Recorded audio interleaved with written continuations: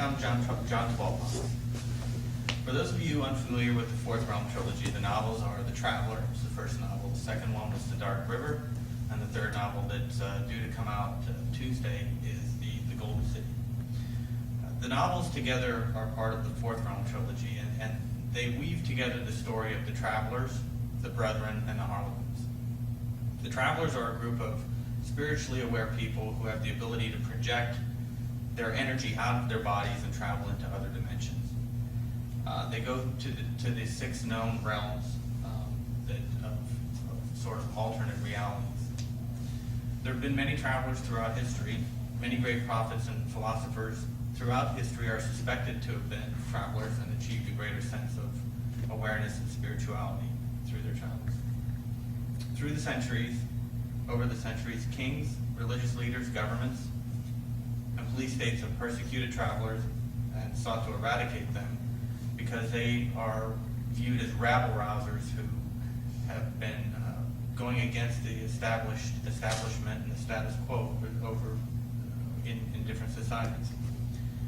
This persecution is something that continues today, and this is all according to the novels, of course. Private corporations combined with quasi-governmental groups, sometimes gently, sometimes brutally, push citizens to bend them to fitting into an established order.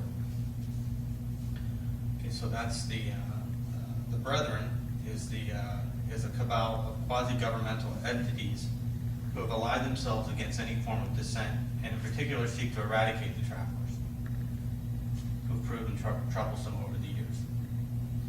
So over the centuries, the Brethren have systematically killed travelers whenever they could. The only thing standing in their way are the Harlequins.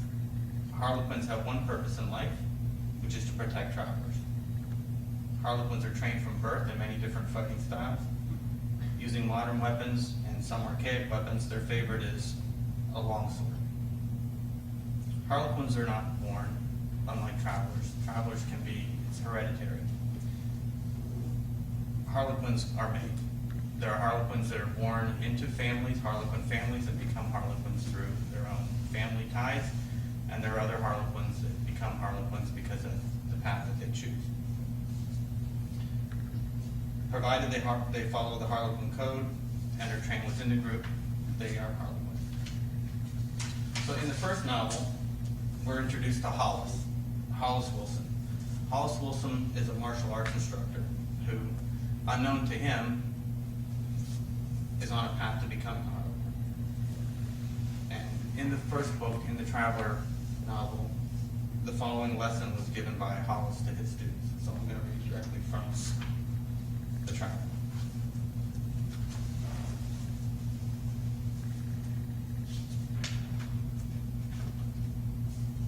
Okay.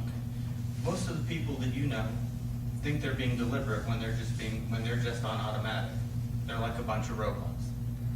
They drive their car down the freeway, go to work, get a paycheck in exchange for sweat and pain and humiliation, then drive back home to listen to fake laughter coming from the television set.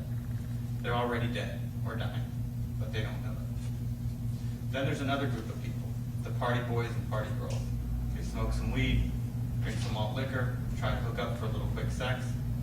They think they're connecting with their instincts, their natural power, but you know what? They're on automatic too. The warrior is different. The warrior uses the power of the brain to be deliberate and the power of the heart to be instinctive. Warriors are never on automatic except when they're brushing their teeth. So the lesson is to try to think, feel, and to be real. This is the way with Tang Soo Do, the martial art that we study here. We seek to avoid conflict, but we accept that this is not always possible. The brain is our greatest weapon, and through rigorous training, we have developed the fighting instinct to put the techniques we learn into practice. So let's do a little demonstration of that. Gentlemen? Sir.